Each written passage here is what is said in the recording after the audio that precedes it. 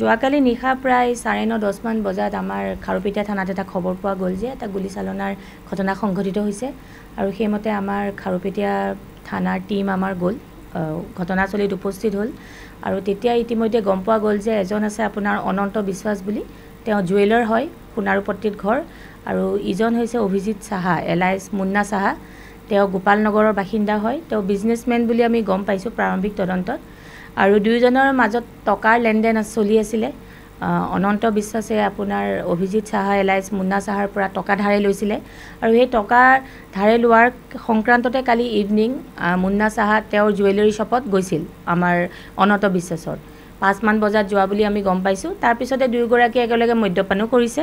আৰু তাৰপিছতে হঠাতে কথা কটাকটি তেওঁলোকৰ আৰম্ভ হৈছে আৰু আৰম্ভ হোৱাৰ পিছতে মুন্না সাহাই নিজৰ পিস্তল উলিয়াইছে পিস্তল উলিয়াই পেলাই তেওঁক যেতিয়া মাৰিবলৈ উদ্যত হয় তেতিয়াই দুজনৰে হতাহতি হৈছে আৰু সেই হতাহতি হওঁতে পিস্তলৰ গুলিত মানে মুন্না সাহা নিজে আঘাতপ্ৰাপ্ত হোৱাৰ আমি তথ্য পাইছোঁ বৰ্তমানলৈকে আৰু তেওঁ বৰ্তমান GMCHত তেওঁ চিকিৎসাধীন হৈ আছে আৰু আমি ইতিমধ্যে আমি অনন্ত বিশ্বাসক আমি ইতিমধ্যে থানাত সোধপোছৰ কাৰণে আমি আনিছোঁ আৰু সোধপোছ আমাৰ চলি আছে আমি গম পোৱা মতে দুটা গুলি পোৱা বুলি আমি গম পাওঁ প্ৰাৰম্ভিক মানে এতিয়ালৈকে আমি যিখিনি পাইছোঁ পিছত আমি গম পাম পৰৱৰ্তী কালত এক্সেক্টলি কেইটা গুলি লাগিছে বা কি হৈছে আৰু যিটো আমি প্ৰাৰম্ভিক তদন্তত পাইছোঁ আমি .22 পিস্তল বুলি আমি ধাৰণা কৰিছোঁ সেইটো আমাৰ আৰ্মাৰা ৰিপৰ্টৰ পৰা আমি ডিসাইড কৰিব পাৰিম বা আৰ্মাৰা ৰিপৰ্টে আমাক ক'ব এক্সেক্টলি কি হয় স্পেচিফিকেশ্যনটো আৰু বৰ্তমান আমি এইটোতে আমি মানে আমাৰ তদন্ত আমি চলি আছে যে এই পিস্তলটো মানে ক'ৰ পৰা পাইছে কি পাইছে কেনেকৈ ক্ৰয় কৰিছে এই গোটেইখিনি আমি তথ্য আমি এতিয়া চালিজাৰি চাই আছোঁ পিস্তলৰ যিখিনি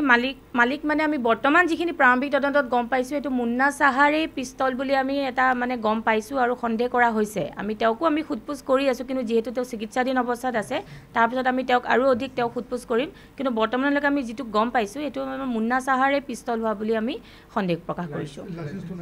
লাইচেঞ্চ নাই নিশ্চয় নাই লাইচেঞ্চৰটো তেওঁৰ লাইচেঞ্চ নাইও আৰ্মছ লাইচেঞ্চ নাই বুলি আমি গম পাইছোঁ আৰু আমি অলৰেডি ভেৰিফিকেশ্যনো চলি আছে তেওঁৰ আৰ্মছ লাইচেঞ্চ আছেনে নাই কিন্তু আমি জনামতে এই পিস্তলটোৰ কোনো লাইচেঞ্চ নাই এইটো .22 পিস্তল হয় এটা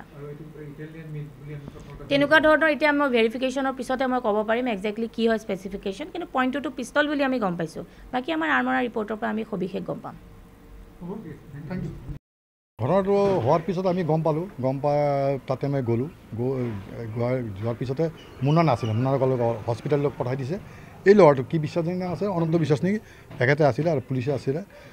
তো এতিয়া গম পালোঁ আমি 3টা গুলি লাগিছে তেতিয়া আমি গম পাইছিলোঁ এটা গুলি লাগিছে যে গম পালোঁ 3টা গুলি লাগিছে আৰু বন্দুকটো ৱালৰ ওপৰত আছিলে যদি মানে হেৰি হয় তো ৱালৰ ওপৰত বন্দুকটো কেনেকৈ থাকিব আৰু এটা মানুহ 3টা গুলি কৰিছে এতিয়া তদন্তৰ মেটাৰ আছে এইটো পুলিচে কৰিব পাৰিব কালি থানালৈকে গৈছিলোঁ আমি চালোঁ আমাৰ বেয়া লাগিছে এইটোৱে আমাৰ খাৰুপেটীয়াৰ এনেকুৱা বস্তু এতিয়া ওলোৱা নাই খাৰুপেটীয়া গাঁৱৰ পৰা পিস্তল ওলাইছে তো এইটো বেয়া লাগিছে আৰু আমি মানে আৰক্ষীৰ ওচৰতে দাবী যে তদন্তটো মানে হেৰি হ'বলৈ ভাল হ'ব লাগে যে দোষী ওলাব লাগে এতিয়াতো পোৱা নাই খালি ইহঁতে অকলে দুজনে আছিলে একেলগতে মদো খাইছে আৰু তাতে CC কেমেৰা আছে এতিয়া কৈ CC কেমেৰা 2 বছৰ বেয়া আছে তো আমি আই উইটনেছ কেনেকৈ ক'ম কোনে কাৰ বন্ধু কাৰ কি এনেকুৱা এতিয়া এইটো টোটেলি পুলিচৰ তদন্তত চলিব বস্তুটো আমিতো নাজানো আমি আহি পালোঁ যে ফোন কৰিলে খাৰুপেটীয়া হস্পিটেলৰ পৰা তেওঁ গুলি খাইছে গুলি খোৱাৰ পিছত আমি গ'লোঁ মুন্না সাহা তো গুলি খোৱাৰ পিছত আমি গ'লোঁ যোৱাৰ পিছত তাৰ পৰা হস্পিটেলৰ পৰা তাক ৰিফাৰ কৰিলে মংগলদৈ হস্পিটেলৰ পৰা ৰিফাৰ কৰিলে আপোনাৰ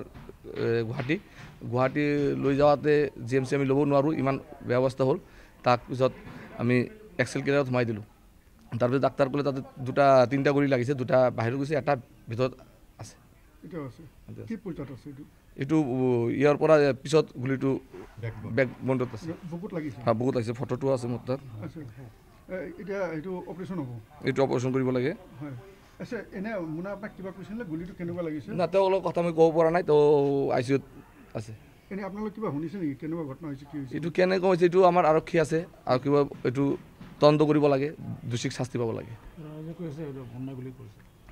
তো এইটো আমিতো নাজানো এতিয়া মানুহ বহুত কথা কৈ থাকে যিটো সঁচা এইটো ওলাবই সঁচাটো ঢাকি ৰাখিব কোনো নোৱাৰে আমি আপোনাৰ পৰা জানিলোঁ যিহেতু আপুনি ঘটনাস্থলীত আছিল জানিব বিচাৰিছোঁ কি হৈছিল আচলতে ঘটনাটো হোৱাৰ পিছত আমি গম পালোঁ, গম পাই তাতে মই গ'লোঁ, যোৱাৰ পিছতে মুন্না নাছিলে, মুন্নাৰ হস্পিটেললৈ পঠাই দিছে। এই ল'ৰাটো কি বিশ্বাস আছে, অনন্ত বিশ্বাস নেকি, তেখেতে আছিলে আৰু পুলিচে আছিলে। তো এতিয়া গম পালোঁ আমি 3টা গুলি লাগিছে, তেতিয়া আমি গম পাইছিলোঁ এটা গুলি লাগিছে, যে গম পালোঁ 3টা গুলি লাগিছে আৰু বন্দুকটো ৱালৰ ওপৰত আছিলে। যদি মানে